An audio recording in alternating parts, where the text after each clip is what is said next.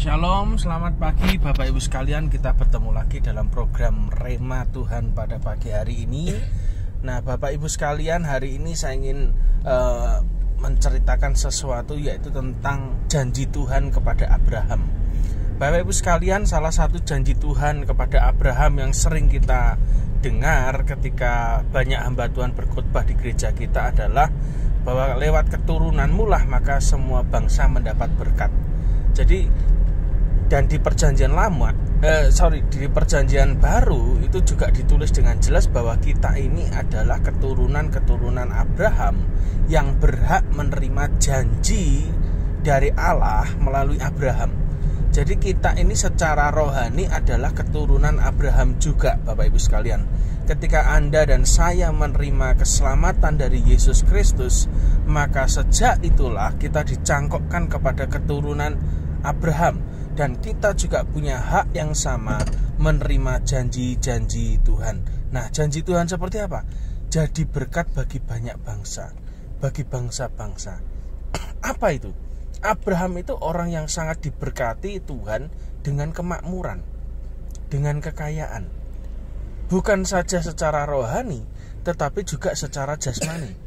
Nah, Tuhan sedang berbicara kepada kita semua untuk menyadarkan kita hari-hari ini bahwa keselamatan dan kemakmuran itu berjalan bersama-sama.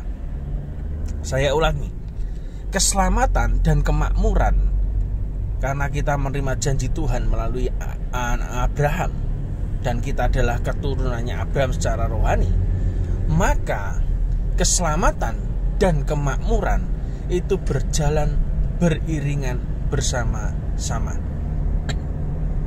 Keduanya tidak pernah bertabrakan, seperti rel kereta api. Di sisi kiri keselamatan, di sisi kanan adalah kemakmuran. Dan ketika rel itu berjalan secara seimbang, sejajar, seirama, maka membawa kereta itu dari satu kota ke kota tujuan. Kenapa kehidupan kekristenan kita tidak mencapai tujuan? Karena terjadi pembelokan dari salah satunya. Kita selamat, tapi kita tidak diberkati Tuhan, kita tidak makmur. Akhirnya menceng, kereta kita guling, tidak sampai pada tujuan. Engkau tidak bisa jadi berkat bagi bangsa-bangsa. Sama, kita makmur tapi kita tidak selamat. Ya sama, kereta kita akan guling juga, tidak akan sampai kepada tujuan, Bapak Ibu sekalian. Jadi dua hal ini adalah hal yang harusnya berjalan secara seiringan. Makanya saya sangat percaya bahwa ketika engkau terima Yesus, maka bukan hanya engkau selamat secara rohanimu, tetapi engkau juga selamat secara keuanganmu. Engkau akan dibuat Tuhan menjadi makmur. Kenapa? Saya pengalaman, saudara. Saya lahir dari keluarga miskin, ya toh. Dan saya sangat ingat sekali dengan sebuah pernyataan yang sampai hari ini saya tidak pernah lupa, dan itu jadi pegangan hidup saya. Saya boleh lahir dari keluarga miskin, itu kita tidak bisa komplain, saudara. Tetapi kalau saya mati dalam keadaan miskin, itu berarti salah dan gobloknya saya. Oke, saya ulangi. Kita semua lahir dalam kondisi miskin, tidak usah nyalakan orang lain. Tapi kalau sampai nanti kita mati dalam kondisi miskin, berarti itu bodohnya kamu sendiri. Kenapa? Karena selama hidup apa yang kamu kerjakan, apa yang kamu lakukan selama hidup. Bapak Ibu sekalian, kita perhatikan di sini bahwa orang yang terima Yesus, saya percaya hidupnya akan makmur, diberkati Tuhan. Banyak orang mengatakan, wah, tidak semua. Ya terserah kalau tidak semua. Kalau saya mengalami itu. Dulu saya lahir dalam kondisi yang tidak punya. Ya, saya ingat banget. Saya ini kalau sekolah itu diantar orang tua saya itu naik sepeda motor Kawasaki kuno itu. Di belakangnya itu isinya telur asin dibonceng. Jadi kadang saya harus pagi-pagi dulu sama papa saya di Ampir nih, di pasar besar, pasar lama itu di kota Madiun. Saya ngedrop telur asin, baru saya diantar ke sekolah. Itu saya jalani tiap hari. Ya, keluarga saya bukan keluarga yang kaya memang, tetapi suatu hari ketika saya dibaptis, ya toh, saya hanya percaya satu hal. Kalau saya terima Yesus, maka saya pegang janji Tuhan. Barang siapa terima Yesus, dia akan memperoleh hidup, dan hidup dalam kelimpahan. Berarti saya tahu ketika saya terima Yesus, saya dibaptis, saya terima keselamatan, maka saya juga bisa makmur di dalam Tuhan. Makmurnya untuk apa? Bukan untuk memperkaya diri sendiri. Saya pengen memberkati banyak orang dengan kekayaan saya. Dan ternyata saudara perhatikan hari ini, ya, saudara perhatikan apa yang kita sedang kerjakan. Kita buka les pelajaran sekolah dasar gratis, gurunya saya yang bayar, ya toh. Lalu kita buka lagi di sini ada les main gitar gratis untuk pemula, itu gurunya kita juga yang bayar. Lalu kita buka lagi, Tuhan perintahkan les piano gratis, itu gurunya juga lagi yang membayar, ya. Dan banyak kegiatan-kegiatan yang lain kalau saudara perhatikan di Banjir Rezeki, itu semuanya karena berkat Tuhan. Kita hanya jadi penyalur. Kita selamat, tapi bukan untuk berhenti pada diri kita sendiri, tetapi kita melangkah lebih jauh. Apa? Jadi makmur. Makmur untuk apa? Untuk memakmurkan orang lain, untuk memberkati orang lain, ya toh. Kita belajar hari-hari ini jadi orang Kristen yang seimbang. Saya perhatikan banyak sekali orang Kristen yang tidak seimbang, makanya keretanya tidak sampai pada tujuan. Contoh yang sering saya temui, ada orang Kristen pelayanan cinta Tuhan luar biasa. Selamat pasti, wong terima Yesus. Tetapi saya perhatikan hidupnya kekurangan terus. Lalu ada juga hamba Tuhan, saya percaya selamat, ya selamat, wong terima Yesus, wong dia hamba Tuhan, tapi keuangannya juga minus. Dia hutang sana sini sampai tidak bayar. Coba saudara perhatikan, apakah saudara bisa memastikan keretanya sampai pada tujuan? Saya tidak yakin. Malah dia jadi batu sandungan buat orang lain, ya toh? Utang sana sini, itu jadi sandungan buat orang lain. Orang mau terima Yesus pun mikir, lah ini terima Yesus kok hidupnya malah tidak makmur, tidak dirubah. Dari dulu pancet kekurangan, pancet miskin. Saya percaya kita tidak boleh pada fase itu. Yesus tidak pernah mengajarkan itu sebetulnya. Engkau jadi berkat. Saudara dan saya harus jadi berkat. Keselamatan dan kemakmuran itu seimbang. Anda selamat, Anda terima Yesus, pasti Anda makmur, diberkati Tuhan. Tetapi di lain sisi saya melihat orang Kristen yang berjalan dengan benar. Dia makmur, dia jadi berkat buat orang lain. Dia memberkati orang lain. Dia bisa menyalurkan berkatnya. Seperti di tempat kita ada Bu Susi yang saya serai untuk pesta rakyat. Dia terima Yesus, dia Kristen, dia selamat, tetapi dia juga diberkati Tuhan. Dia punya kos-kosan sangat banyak, lalu dia membantu di pesta rakyat. Dia menyediakan semuanya, dia masak semuanya, dia bagikan per hari Rabu 400 orang. Jadi berkat. Dan tanpa kebetulan juga It House di tempat kami ditutup. Saya tutup karena tidak menghasilkan. Saya pakai manajemen, jadi tidak menghasilkan, ya sudah ditutup aja, daripada nanti uang modalnya malah katut habis, tidak karu-karuan. Lalu disewa apa? Terapi kesehatan semua penyakit, sekak gratis juga. Hari ini sudah melayani berapa? Sehari itu bisa melayani 400 orang dari berbagai kota datang ke Caruban. Coba saudara perhatikan. Dulu saya punya mimpi setiap orang-orang itu akan datang ke kecaruban. Bukan cuma hamba Tuhan hebat, nabi-nabi Tuhan, tetapi sekarang yang datang juga orang-orang dari kota-kota, dari Ngawi, Nganjuk, ya toh, Bojonegoro, Madiun Kota, Ponorogo, Pacitan, datang ke Caruban semua untuk apa? Untuk berobat gratis. Dan puji Tuhan beberapa mereka disembuhkan Tuhan. Jadi berkat lagi buat orang lain. Enak kan? Jadi saudara tidak perlu takut jadi makmur dan jadi kaya. Itu tidak dosa. Yang dosa adalah kalau Anda pelit. Ya, saya selalu ngajar, Anda selamat, Anda terima Yesus, maka hidup saudara pasti successful, berhasil, kaya, makmur. Jadi saya kadang ada orang yang mencibir, yang suka guyoni saya gitu. Piye sugih, ben belajar, ben dadi sugih ya. Saya lihat hidupnya gak sugih-sugih, sudah tertekan keluarganya. Saya tahu. Ya saya tak guyoni tok, ya jadilah sesuai imanmu toh. Ya toh. Kalau saya di Banjir Rezeki ini persekutuan saya ajari, Anda datang boleh miskin, tapi pastikan nanti saudara pulang jadi kaya. Saya tidak mau punya jemaat yang miskin, tidak. Tapi saya mau punya jemaat yang sukses luar biasa, makmur luar biasa, kaya luar biasa gitu. Kenapa? Percuma Anda di dunia terima keselamatan tok dari Yesus, tapi kalau kantongmu tidak selamat, ya toh. Hari ini kalau saudara ngomong rumah tangga bahagia itu seperti apa?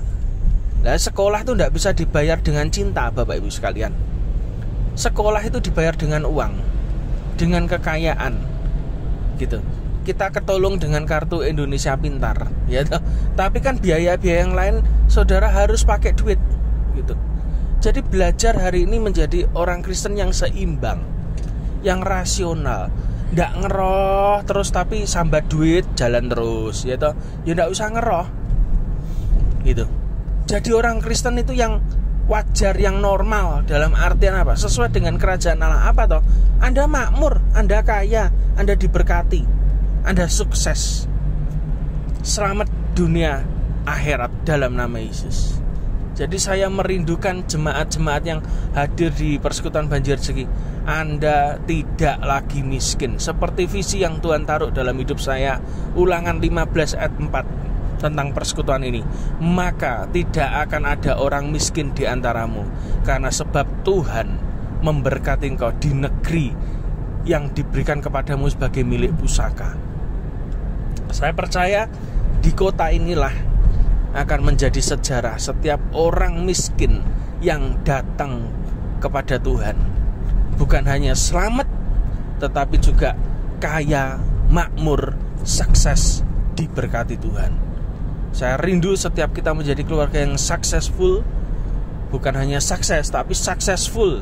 Apa itu?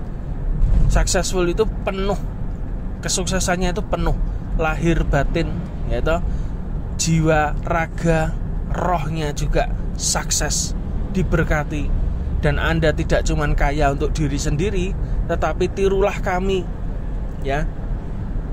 Bikin pelayanan macam-macam, pelayanan holistik. Duitnya kita salurkan kemana? Kita pengen banyak pengkhotbah baru muncul dari Caruban. Maka dari itu kita buka kelas khotbah gratis untuk pemula.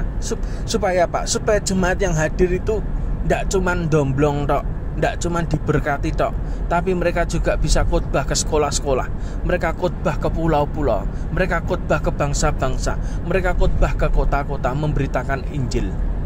Ya, itulah sukses yang full yang Tuhan taruh dalam hidup saya. Tidak cuman saudara makmur secara keuangan, ya toh, tetapi saudara juga selamat. Dan Anda juga bukan selamat tok, tapi dengan kemakmuran dan kekayaan kita memberkati banyak orang, membawa banyak orang untuk datang kepada Tuhan. Dan puji Tuhan, hari ini banyak sekali orang-orang yang sudah beribadah di tempat kami dari Kedar, ya toh, yang tetap rajin datang beribadah. Dan saya tahu dan saya akan percaya tiba waktunya ketika dia melihat apa yang sudah kita kerjakan, kita memberkati banyak orang, maka mereka akan terima Yesus sebagai Tuhan dan Juru Selamat. Dan sejak itu juga mereka hidupnya pasti akan menjadi makmur, menjadi sukses, diberkati Tuhan luar biasa. Bapak Ibu sekalian, ini kita harus belajar untuk tidak jadi batu sandungan, ya. Beberapa waktu lalu ada oknum pendeta itu ngobrol dengan salah satu teman dari Bani Kedar yang membantu pelayanan di tempat kami. Bahkan dia juga ibadah di tempat kami. Dia ketemu dengan oknum pendeta ini, lalu oknum pendeta Caruban ini berkata, "Loh, kamu kok ikut melayani di tempatnya Musa? Kamu kan bukan Kristen," gitu. Wah, dia kaget, marah langsung. Loh, emangnya kenapa Pak Pendeta kalau saya tidak Kristen lalu saya membantu Komusa? Komusa itu orang yang membantu bukan cuma orang Kristen loh. Membantu orang Muslim, membantu banyak orang, ya, membantu semua kaum dan golongan, kemanusiaannya bagus. Loh, kenapa tidak boleh bantu? Lihat, ada oknum-oknum pendeta ini bahaya, ya. Belajar, tidak jadi berkat, gitu. Padahal engkau ini diperintah Tuhan jadi berkat kepada semua bangsa, menjadi rahmatan lil alamin istilahnya. Tapi oknum pendeta ini tiba-tiba kok ya yang ditanya itu juga orang yang memang saya tahu beliau ini dari Kedar tapi rajin datang di tempat kami, membantu di tempat kami. Sampai akhirnya dia marah, ya. Ini loh, kadang pendeta-pendeta itu jadi batu sandungan. Jadi ini peringatan buat kita, jangan jadi sandungan, ya. Hamba Tuhan itu harus ngajari yang benar. Jemaatnya selamat, terima Yesus, bagus. Tapi itu bukan akhir. Itu masih rel yang satu. Tapi rel yang kedua, yaitu kita harus menjadikan jemaat kita makmur, diberkati, kaya. Supaya apa? Tidak jadi batu sandungan. Biar dengan kekayaannya mereka bisa memberkati banyak orang. Loh, Anda bisa memberkati dengan banyak, untuk banyak orang. Berkat Abraham, Ishak, Yakub lewat apa? Lewat kekayaan saudara. Anda bantu orang kesehatan lewat apa? Alat-alat kesehatan itu ya beli semua. Ada duitnya yang dipakai untuk beli. Makanya bisa memberkati, gitu. Jadi kita belajar jangan jadi seperti oknum pendeta ini, yang harusnya dia menjadi pintu bagi banyak orang untuk masuk dan terima Yesus. Tapi dia menjadi apa? Menjadi tembok, menjadi pagar berduri bagi orang untuk bisa kenal Tuhan. Memang di tempatnya persekutuan Banjir Rejeki kita tidak membeda-bedakan.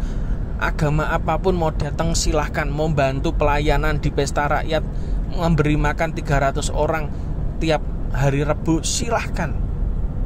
Ya toh, kita buka seluas-luasnya. Kenapa? Saya pengen setiap kita ini keturunan Abraham, yaitu Ishak dan Ismail, suatu ketika akan pulang ke rumah yang sama. Ya toh, akan pulang ke rumah yang sama. Dan saya sudah melihat itu, sedang melihat itu, dan sedang mengerjakan itu. Jadi jangan jadi pendeta yang menjadi batu sandungan, ya toh. Belajar, harus membuat jemaatmu itu diberkati Tuhan, dibuka pemahamannya. Jangan inklusif terus, jangan eksklusif terus. Jemaatnya tidak boleh kemana-mana, tidak boleh kumpul orang lain, tidak boleh ikut persekutuan orang lain, tidak boleh bantu pelayanan di tempat lain. Maunya di tempatnya sendiri terus, tapi padahal tempatnya sendiri tidak ada apa-apanya, ya toh. Akhirnya apa? Jemaatnya tidak bertumbuh. Jadi benih yang ditanam tumbuh sedikit layu. Buat apa? Gitu loh. Punya jemaat yang tidak berpotensi, punya potensi tapi tidak mau dikembangkan. Kenapa? Karena oknum pendeta seperti ini. Makanya saya menegur oknum pendeta seperti ini, bertobatlah. Bertobatlah. Anda menghadapi orang-orang yang salah nanti. Jadi hati-hati. Biarkan orang itu melayani. Kita tidak lagi zamannya melakukan kegiatan kemanusiaan masih tanya, "Loh, kamu agamamu kan bukan Kristen." Apa hubungannya? Tidak ada hubungannya. Makanya oknum pendeta seperti ini saya undang untuk hadir di pesta rakyat setiap hari Rabu, atau datang aja langsung ke tempat terapi itu. Karena banyak sekali pendeta-pendeta lain yang lebih genah ya toh, itu malah mengajak jemaatnya untuk hadir di terapi kesehatan gratis di tempatnya It House. Itu mereka malah diberkati Tuhan, sakit-sakit stroke pelan-pelan mulai sembuh. Ya, jangan jadi pepalangi orang untuk datang pada Tuhan. Jangan jadi pagar berduri bagi orang untuk mengenal Kristus ya. Jadi hati-hati, hamba Tuhan seperti ini, pendeta-pendeta seperti ini, Anda akan berhadapan dengan Tuhan ya. Itu saja renungan Tuhan kita pada pagi hari ini. Tuhan Yesus memberkati. Tetap jadi berkat, tetap selamat, tetap kaya, tetap sukses dalam nama Yesus. Amin.